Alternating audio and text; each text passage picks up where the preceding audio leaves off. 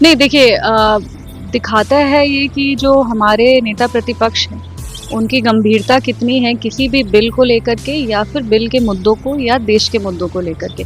जी Ram ji bill जो है उनके खिलाफ वो अपनी आवाज़ उठा रहे हैं, पर अभी भी हमको लगता है कि उनको बिल क्या है और बिल का प्रस्ताव क्या है वो ठीक से नहीं समझ में आया। मेरी यही उनसे एक रिक्वेस्ट रहेगी कि वो पूरे बिल को पहले पढ़ें और सही तरीके से उसके अगर आप उसकी खिलाफ भी अगर आप बोल रहे हैं तो आप सही ढंग से आप मुद्दे की बात करें। बेतुक्का बात करने से और जनता को भ्रमित करने से कुछ नहीं होता है। ये जो है वो हमारे जितने भी ग्रामीण हैं उनके हित में है।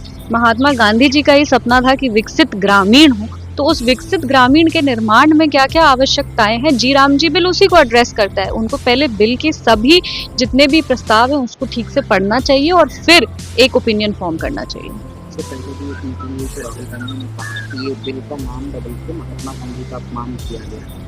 देखिए, ये नाम की राजनीति करना चाहते हैं। महात्मा गांधी जी की जो सोच थी, जो विचार थी कि हमारा विकसित ग्रामीण हो, जो हमारे ग्रामीण लोग हैं वो सशक्त हों, आत्मनिर्भर हों, उनको और मजबूत किया जाए। और अच्छी सरकार, मजबूत सरकार, अकाउंटेबिलिटी जो गवर्नमेंट की होती है वो यही होती है कि अगर पॉलिसी कुछ साल पहले बना है और पॉलिसी को बदल के उसको और मजबूत किया जा सकता है, उसको और अकोमोडेटिंग बनाया जा सकता है। उसके मनरेगा बिल में जो चैलेंजेस थे उस चैलेंजेस को एड्रेस करके अगर हम लोग उसको थोड़ा और बेहतर बना सकते हैं तो ये तो गवर्नमेंट की अकाउंटेबिलिटी है ना कि वो साल दर साल उस पॉलिसी के निर्माण में जो अभी की आवश्यकताएं उसके हिसाब से पॉलिसी डिजाइन करें।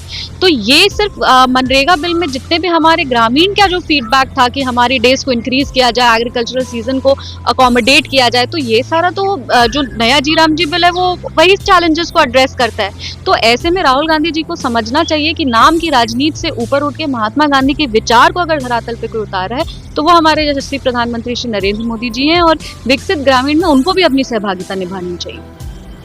बड़ी मीटिंग करनी है और इस मीटिंग के बाद तेजस्वी यादव को राष्ट्रीय कार्यकारी अध्यक्ष, देखिए, किसी को राष्ट्रीय कार्यकारी अध्यक्ष बनाए या फिर उनको कोई भी अध्यक्ष बनाए, ये उनके पार्टी का अंदरूनी मामला है और उससे हम लोग को खास डिफरेंस हम लोग के पॉलिटिक्स में नहीं क्रिएट होता है, क्योंकि हम लोग जनता को सशक्त, आत्मनिर्भर और मजबूत करने की राजनीति करते हैं, सकारात्मक राजनीति करते हैं। पर हाँ, आरजेडी को अपने विधानसभा के परफॉर्मेंस के बाद ज़रूर सोचना चाहिए कि संगठन को कैसे मजबूत करना है और उनको अपना जो पहले तो सबसे फीडबैक लेना चाहिए कि चुनाव में क्या गलतियां हुई और उस गलतियों को एड्रेस करना चाहिए। तो हमको नहीं लगता कि ये करेक्ट मूव है, बट बाकी ये आरजेडी का अपना अंदरूनी मामला है। चैनल को like, comment, share and subscribe जरूर।